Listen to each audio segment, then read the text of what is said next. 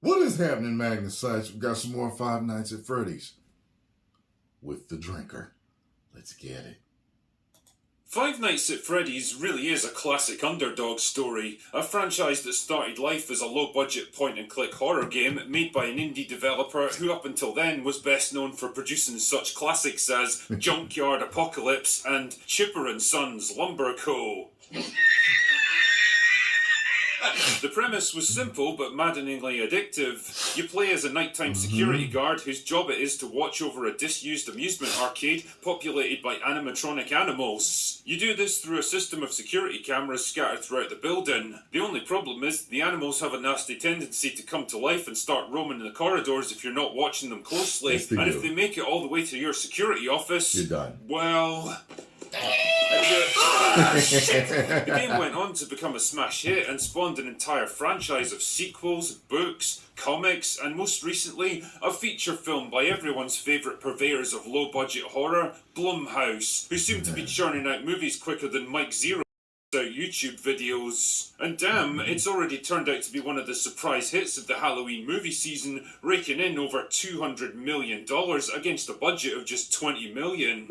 Man, Disney could only dream of profit margins like that. So I've got to admit, I was kind of curious to see what this movie was all about, especially since there's all else to see right now. Is it a genuine horror classic or a derivative cash grab coasting on a familiar name? Well, fire up your security feeds and let's find out. The movie I'll link my follows review. Mike Schmidt, a down-on-his-luck security guard with a troubled past, who's just been fired from his latest job after assaulting a man that he suspected of abducting a child. The only job that his career counsellor can offer him is a nighttime security gig, but he turns it down at first because it would mean leaving his little sister alone every night. But with the money running out and his aunt threatening to sue for custody, he's left with no choice but to take up his new job at Freddy Fazbear's. At first it seems like any other tedious nighttime security gig, and Mike even manages to fit in some time for lucid dreaming while he's there. But it soon becomes clear that he's not alone, and something's definitely up with the old animatronic animals that were once designed to entertain children, but now have a far more sinister goal in mind.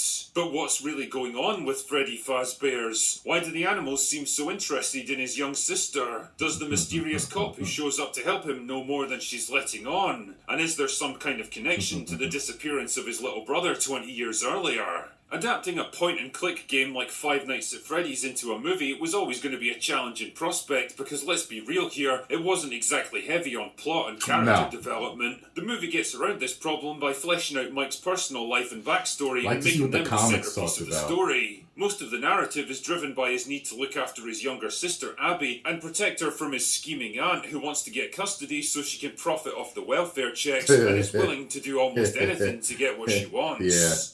Knows why they made her his sister instead of his daughter when there's like a 20-year age gap between the two actors, but whatever. Weird. They both do a good enough job, and the chemistry between them is decent, so I'll let it slide, I guess. There's also a subplot about Mike's search for his little brother Garrett, who got abducted when Mike was still a child, and the incident's haunted him ever since. Lucid dreaming allows him to replay the event in his mind in the hopes of finding some clue that he missed at the time, and to be fair, these are some of the more interesting moments of the movie. It's just a shame that the script doesn't choose to do more with them. There's also Vanessa, a local police officer who seems to know more about the place than she lets on. And if you think it's a little suspicious that a gorgeous and extremely helpful cop just so happens to show up alone and take personal interest in a nighttime security guard at an abandoned arcade, telling him just enough to keep him invested, well, then you've clearly surpassed the target audience for this movie. I love how the film pulls out what it thinks is a surprise revelation about the sinister individual behind this whole thing, when they're literally the only other character in the entire story. Most of this stuff is really just window dressing though. The real meat of the film's appeal is when the animals come to life and start attacking the humans. But does it actually measure That's up the best to part the right jump there. scares of the game? Does it provide the These same guys chillingly break in at a unsettling point. atmosphere That's of the best tension and part. paranoia? That's all I'll tell well, you. not really, and I think this is where Freddy's falls short. The film straddles an awkward middle ground between gruesome horror and goofy, laugh-inducing silliness, like it can't quite decide which direction it wants to go, and so tries to do a bit of both. And because of that, it never really succeeds at either. Willy's Wonderland, which I guess is the most obvious film to compare this to, knew exactly how ridiculous its premise was, and just decided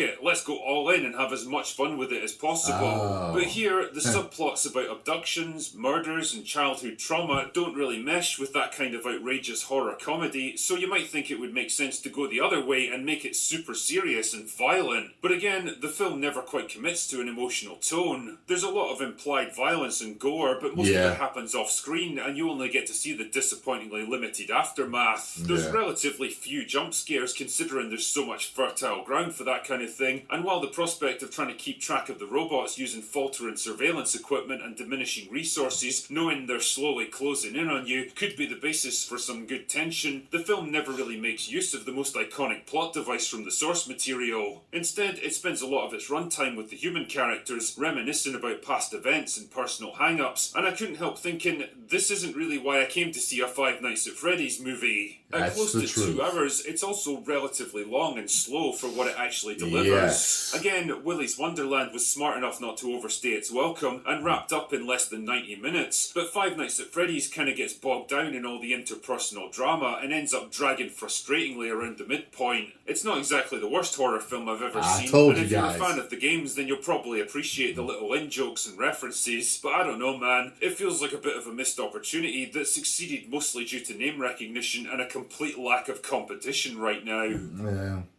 Anyway, that's all I've got for today. Go away now. Yeah, that's definitely was a thing, man. Like, I was just ready for it to be over at a certain point. I just didn't understand. Like, I felt as though that I don't know, but I didn't see, here's the thing, I didn't see the comics, and I don't know the lore, and I only saw the first one. So how much does the movie follow the lore? I need to know that. Because maybe if it did, I would have been more interested in it. But then even not, so sometimes you can still make a movie about something you know the lore of, and it can still be boring. So, me and him pretty much had the same damn issues with it.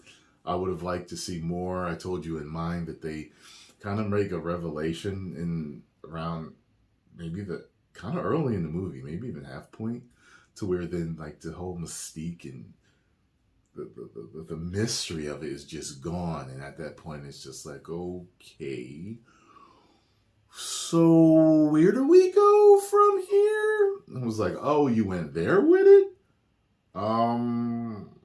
Okay. I don't know. It just didn't work right for me. So post comments down below. Let me know what y'all think. Get over to The Drinker. Subscribe. Tell them Tyrone Magnus sent you. And if you're looking for a little bit more, make sure you check out my video that I got here. My movie review of Five Nights at Freddy's. 10 million subscribers.